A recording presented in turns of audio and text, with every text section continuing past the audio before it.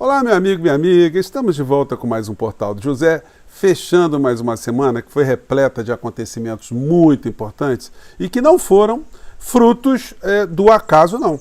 Eles foram frutos do nosso envolvimento no processo político, nos debates que nós travamos aqui no nosso país, da nossa participação no processo eleitoral, porque através desses mecanismos a gente começou a jogar para o lixo da história essa gente que fez tanto mal ao Brasil e fez tanto mal a pessoas humanas, não foi apenas uma questão institucional, não, que por si só já seria muito grave. Essa gente matou pessoas que a gente conhecia, pessoas que estavam ao nosso entorno, e isso não foi de uma forma muito clara, explicitada para o povo brasileiro. Não é por outra razão que nós tivemos uma grande parcela do povo brasileiro que esqueceu isso e acabou votando no principal responsável desses problemas gravíssimos que nós tivemos na história do nosso país. Então, quando hoje a gente fica acompanhando pelos noticiários, Fernando Collor de Mello, condenado a 33 anos de cadeia, Dallagnol sofrendo ali a perda do seu mandato, o questionamento do seu mandato, a mulher do Cid depondo hoje, o Cid depondo ontem, pessoas do cinturão mais próximo do Bolsonaro estando aí às voltas com a cadeia. Isso tudo só está sendo possível porque nós participamos desse processo. Então, todos os dias quando você acordar, lembre-se disso, que quando você vê uma pessoa comentando alguma coisa num bar, perto de você, dentro de um restaurante ou dentro de um meio de transporte, você pode dar o seu sorrisinho ali mesmo sem entrar na conversa, porque você foi responsável, você ajudou com que essas coisas acontecessem aqui no nosso país, embora muitas pessoas sempre mantivessem uma descrença, A descrença ele é um elemento muito ruim, muito corrosivo no progresso, no enfrentamento de questões, porque uma sociedade de derrotados que acha que as coisas nunca vão funcionar, de fato elas nunca funcionam mesmo. A gente tem que pensar em sentido contrário, e foi por isso que eu criei esse portal aqui, e é por isso que é tão bacana e tão gratificante reunir tantas pessoas como você aqui no nosso portal, tá bom? Então vamos aqui conversar sobre os últimos acontecimentos dessa sexta-feira, algumas coisas que estão se conectando aí, mas antes de mais nada, quero convidar você que está chegando agora no nosso portal a se inscrever aqui conosco. Você que é muito bem-vindo, conheça os nossos outros vídeos. Se você gostar, compartilhe, dê seu joinha. Todos os dias eu abro um chat para a gente trocar algumas ideias aqui entre 5 horas e 5h30. Você está convidado, assim como também convido você para se inscrever aqui no nosso clube de membros, que é uma forma adicional de você prestigiar aqui o nosso portal, além de todas as outras ferramentas, tá bom? E não se esqueça de mandar o seu comentário e o seu joinha também. Bom, vamos seguir em frente. Gente, até esse momento que eu estou conversando com vocês, eu não sei qual foi o resultado final do depoimento que a mulher, a esposa do Coronel Cid, estava escalada para prestar hoje na Polícia Federal. Gente, é uma situação que, do ponto de vista familiar, deve estar causando uma comoção muito grande, Você imagina só a esposa daquele que foi o braço direito do presidente da República. Essa figura andava para cima e para baixo, o marido toda hora na televisão, ganhando um dinheirinho a mais, e de repente começa a utilizar um cartão de vacina falso e levando os filhos para esse tipo de aventura em viagens para um lado e para o outro. De repente ela está ali como uma indiciada, uma pessoa ali que se utilizou de uma estrutura criminosa para um benefício pessoal e está vendo ali o marido ser colocado publicamente como o algoz, ou um algoz no meio dessa história.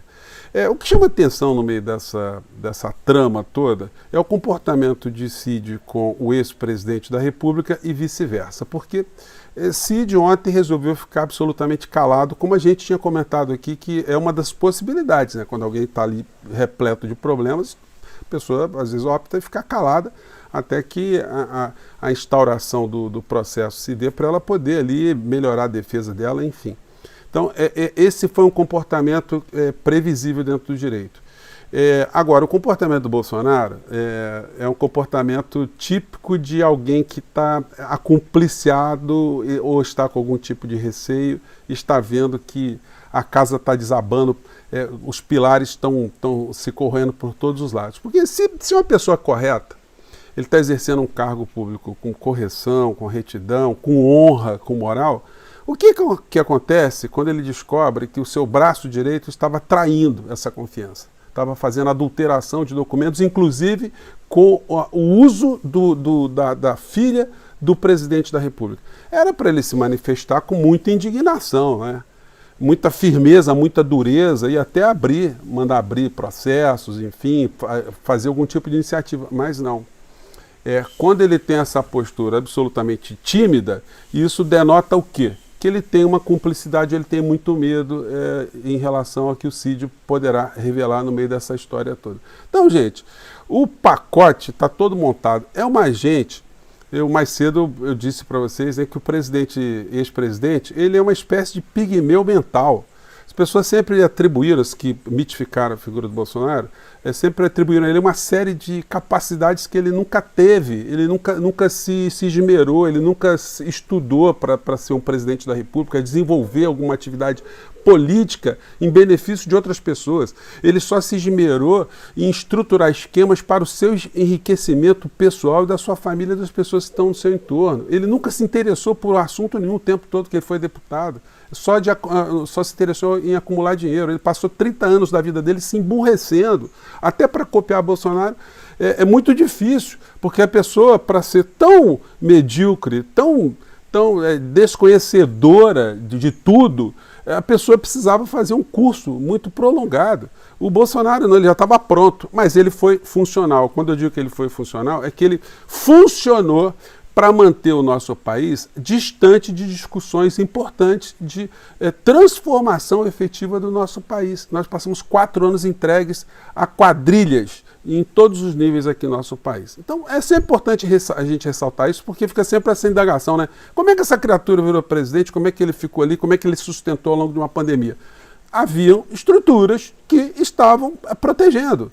Inclusive a Procuradoria-Geral da República. Nós nunca saberemos o que Bolsonaro conversou com Augusto Aras num local secreto, aí sim, numa sala secreta, porque o Augusto Aras efetivamente funcionou como um cão de guarda, um leão de chácara de Bolsonaro, do seu clã, de todos os crimes que ele cometeu. Só que em setembro o Augusto Aras vai sair e vai entrar um outro procurador da República, e todas as representações que muitas pessoas fizeram, como eu fiz também, nós vamos reacender essas representações para cobrar responsabilidade desses criminosos todos, né?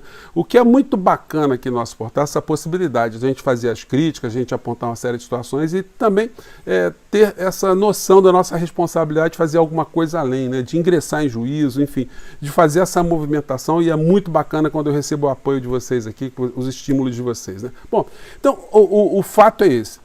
O Cid e Bolsonaro, essa história está longe de acabar, porque tem esse elemento esposa no meio dessa história também. Quando o martelinho, né, condenatório, né, estiver mais próximo, é possível que algumas configurações sejam modificadas no meio dessa história. Quanto mais se revela as situações do telefone de Cid, mais a gente vai vendo a podridão, a mentira, o cinismo das relações dessas pessoas. Aqui numa matéria hoje que está no IG, que está sendo repercutida, material do jornalista Daniel César, tem o seguinte título: Bolsonaro ficou furioso com Guedes após Lula baixar preço do gás.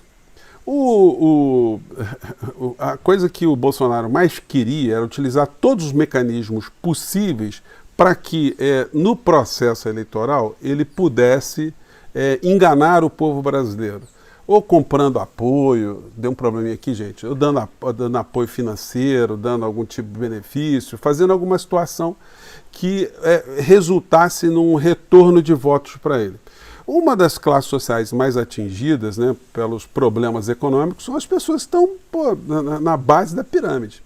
E essas pessoas estavam pagando um gás muito caro. O gás ainda está muito caro no nosso país. E o Guedes foi chamado lá no Palácio do Planalto em dada ocasião para baixar o preço do gás. Então o Cid relata, além dessa matéria aqui, tem uma outra anterior, aqui do jornal O Tempo. Eu vou colocar no link na descrição do nosso vídeo aqui para vocês, tá, gente? Ela tem o seguinte título: Mauro Cid disse que Paulo Guedes cairia por causa dos preços dos combustíveis. Então uma das revelações das conversas ali mostra que o Cid estava trocando conversa ali com o ministro do Bolsonaro, enfim. E em dado momento ele disse: olha, a situação está preta para o Guedes, tá? Ele vai cair. E aí, enfim, o Guedes foi se encontrar com o Bolsonaro deu uma pressão nele por conta dos combustíveis, mas como eu sempre disse para vocês, era muito mais provável o Guedes derrubar o Bolsonaro do que o Bolsonaro derrubar o Guedes, porque, como eu disse para vocês, quem é que tinha o poder de fato, o poder oculto? Quem é que era a criatura maquiavélica nesse sentido da ardilosidade no meio dessa história? Quem é que tinha cérebro? Quem é que tinha vínculo com o poder econômico? Quem é que tinha o apoio da grande mídia? Sempre foi Paulo Guedes, nunca foi Bolsonaro. Bolsonaro, como eu digo para vocês, sempre foi o fantoche no meio dessa história. E as revelações da podridão não ficam só por aí, não. A relação de Paulo Guedes com Bolsonaro. Um nunca chamaria o outro para nenhum tipo de almoço, pescaria, nada. Essa união foi um arranjo que foi feito por esses setores para que o Bolsonaro figurasse como esse fantoche e pudesse, com Paulo Guedes, fazer todo tipo de entrega que nós passamos. A autonomia do Banco Central, fatiamento da Petrobras, entrega da Eletrobras, privatização das empresas públicas nos estados, na água de água, nos serviços públicos de água, esgoto, enfim. Além das subtrações de direitos trabalhistas, reforma da Previdência, eles passaram tudo durante uma pandemia, sem nenhum tipo de debate aqui no nosso país. Então, foi um presidente muito funcional para esse interesse. Mas agora, derrotado, ele está imprestável. E imprestável é a hora dele prestar contas e ele está vendo que ele está isolado, ele não tem mais o cercadinho, não tem mais o poder. E nessa conversa que foi relatada aqui na matéria que eu estou citando para vocês, o Paulo Guedes teria dado grandes esporros, né, grandes broncas no Bolsonaro, do tipo, olha, eu não sou mais teu empregado, cara, se ligue, você agora está sozinho. Então, o Bolsonaro deve estar tomando alguns choques de realidade que ele não pensava. E antes de ontem também, ontem teve lá uma reunião na Comissão de Relações Exteriores de Defesa Nacional na Câmara dos Deputados. Gente, eu assisti, foram 6 horas, os comandantes militares simplesmente eles mostraram que as suas armadas estão destruídas do ponto de vista da sua infraestrutura, da sua capacidade técnica. Bolsonaro cooptou uma série de militares que puxavam o saco dele, ganhavam em troco soldos muito poupudos, enquanto o restante das tropas, né, não tiveram o mesmo tipo de tratamento e as operações das suas armadas também não. Então, o sucateamento foi mostrado, foi um negócio devastador para quem estava lá, e isso provocou, inclusive, muitos pronunciamentos de deputados ali, até bolsonaristas, né, metendo malho nas suas armadas porque não foram golpistas. Isso aí dá para escrever um livro, né, o comportamento esquizofrênico dessas pessoas, brigando ali com os comandantes militares porque não defenderam a destruição da democracia. E o Bolsonaro, com o novo papel de fake que ele está desenvolvendo agora, ele pensa que vai enganar mais alguém com a conversa mansa, se passando agora por um democrata. Eu acho que ele vai perder mais apoio, inclusive, com esses fundamentalistas que queriam ver sangue o tempo todo. Esse papel de bom mocismo não vai ajudar ele em absolutamente nada. Muitas pessoas repercutirão a entrevista que ele deu para a revista Veja, que está circulando já por aí, onde ele faz uma série de elucubrações absolutamente fora da realidade, enfim, que não ajudam ele absolutamente nada, não isentam ele de responsabilidade nenhuma, e ele, ao mesmo tempo que diz que vai apoiar democraticamente as iniciativas boas do governo e tal, como um democrata faria, ele ataca o presidente Lula, dizendo aqui na chamada aqui do Poder 360, né? Lula é uma figura senil e ultrapassada, diz Bolsonaro. Ex-presidente afirma que Lula está governando com o fígado e que sua única preocupação é dizer que pegou um país destruído. Gente,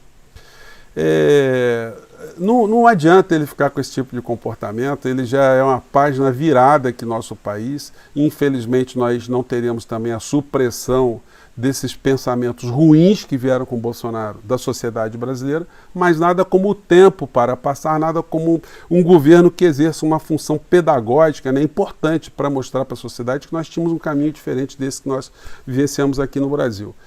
Só quem não anda muito conformado com essas mudanças todas também é o pastor, né, guia espiritual do Bolsonaro, o guia jurídico dele, o Silas Malafaia, que está vindo todos os dias aqui ainda criticar a democracia brasileira.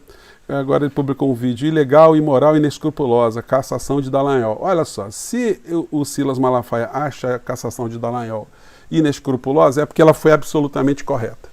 Isso aí você pode cravar certinho, né?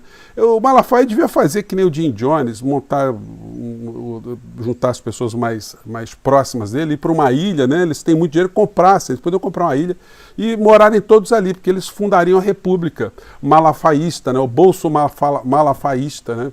sem poder judiciário, que é uma coisa que atormenta muito essas pessoas, sem Congresso Nacional, né? Só com um ditador ali e um líder religioso, eles viveriam felizes para sempre. Eu tenho para mim que o ministro Alexandre de Moraes, depois de ter sofrido tantas agressões desse senhor, ele deve estar preparando alguma coisa muito cabeluda ao longo desse processo, nessas filas, né, que estão andando aí, ou simplesmente ele está ignorando, ele não está querendo bater bumbo para alguém que ele deva estar reputando ser um maluco, ficar rebolando para cima e para baixo. Só pode ser isso. Eu acho mais que a gente está mais próximo de ver algumas repercussões jurídicas em relação a esse senhor, muito mais cedo do que a vã filosofia poderia esperar. Gente, eu fico por aqui, um grande abraço, não se esqueça, tudo isso que está acontecendo no Brasil se deve a você, a outras pessoas que a gente conhece, pessoas que a gente conversou, aos nossos espaços aqui na internet, que somos efetivamente responsáveis por isso tudo, tá bom? Um grande abraço, até o nosso próximo encontro. Tchau!